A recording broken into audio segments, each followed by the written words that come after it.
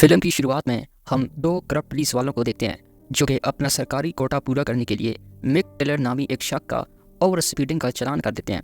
यहाँ एक बहस के दौरान मिक कहता है कि मैं तो अपनी लिमिट में जा रहा था, मगर वो पुलिस वाले अपनी सरकारी वर्दी का फ़ायदा उठाते हुए इसकी बेइज्जती कर देते हैं और इसे वार्न करके वहाँ से चले जाते हैं। लेकिन ये दोनों पुलिस वाले नहीं जानते थे कि ये किससे पंगा ले रहे हैं। इसलिए जब पुलिस वाले अपनी गाड़ी में जा रहे होते हैं कि तभी मिक अपनी हंटिंग राइफल से निशाना लगाकर एक पुलिस वाले का सर उड़ा देता है, जबकि दूसरे पुलिस वाले पर पेट्रोल छिड़क कर इसे आग लगा देता है। अब सीन यहाँ से शिफ्ट होता है और हम दो जर्मन टूरिस्टों को देखते हैं जिनके नाम होते हैं रोडगर और कैटरीना। वो दोनों ऑस्ट्रेलिया में बहुत से लोगों से लिफ्ट लेकर अपना सफ़र कर रहे होते हैं। वो इस बार सिडनी से लिफ्ट लेते हुए वुल्फ क्रीक के एरिया में आ जाती हैं, जहाँ वो कुछ वक्त गुजारने के बाद वहीं पर टेंट लगाकर सो जाते हैं।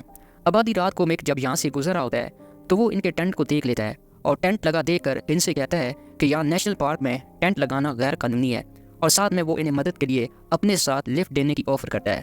पर रोडकर को मिक का रवैया वहशियाना लगता है, जिसकी वजह से वो उसकी ऑफर ठुकरा देता है और साथ में वो अपनी गर्लफ्रेंड को पुलिस की मदद का इशारा करता है। अब ये देखकर मिक भड़क जाता है और वो इस लड़के पर चाकू से वार कर देता है और इसे बुरी तरह से मारकर इसकी गर्दन काट देता है। अब ये देखकर इसकी गर्लफ्रेंड बेहोश हो जाती है। अब कुछ टाइम बाद जब कैटरीना को होश आता है तो वो मौका देकर वहाँ से भाग जाती है।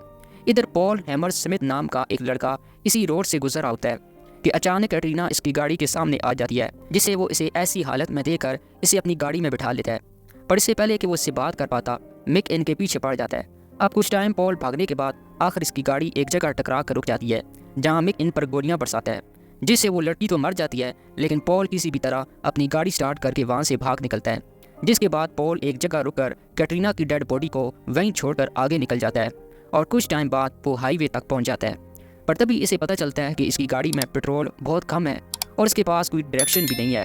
तो वो सामने से आता एक ट्रक से मदद के लिए हाथ हिलाता है, पर तभी वो देखता है कि इसके ट्रक में मिक बैठा हुआ है, तो वो वहाँ से भागता है।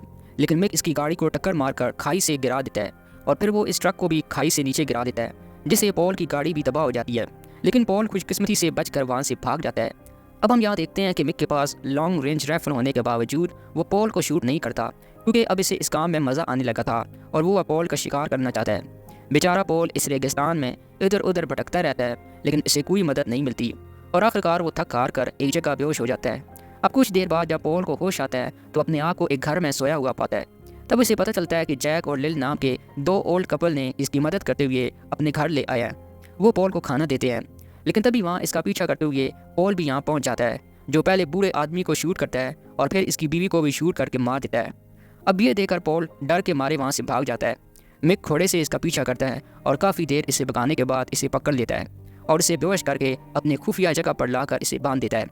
मिक इस पर गुस्सा होता है कि वो इसके और इसके शिकार के बीच में घुस आया था और इसकी वजह से ही कैटरीना की जान चली गई थी, और वो अब इसे टॉर्चर करके इससे बदला लेना चाहता है।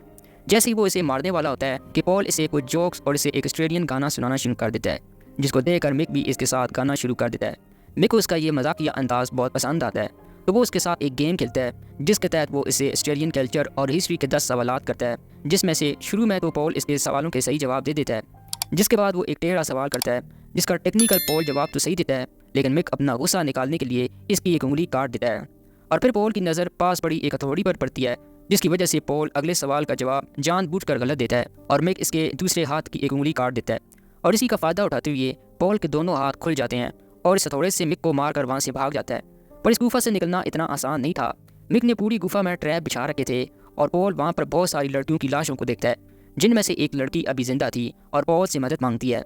मगर पॉल इसको छोड़कर खुद को इस गुफा से निकालने के लिए कोई रास्ता तलाश करता है कि तभी वो मिक के आने की आहट सुनता है और पीछे से मिक इसे पकड़ लेता है और इसे बेहोश कर देता है। अब जब पॉल को थोड़ी देर बाद होश आता है तो अपने आप को एक रोड पर पड़ा हुआ पाता है और इसकी बॉडी पर जख्मों के काफ़ी निशान थे और इसे अपने हाथ में एक नोट मिलता है जिस पर लिखा था लूज़र। जिसके बाद पुलिस वाले वहाँ आकर इसे रेस्क्यू कर लेते हैं। अब फिल्म के आखिर में हम मिक को देखते हैं जो अपनी राइफल लेकर अगले शिकार के लिए जा रहा होता है।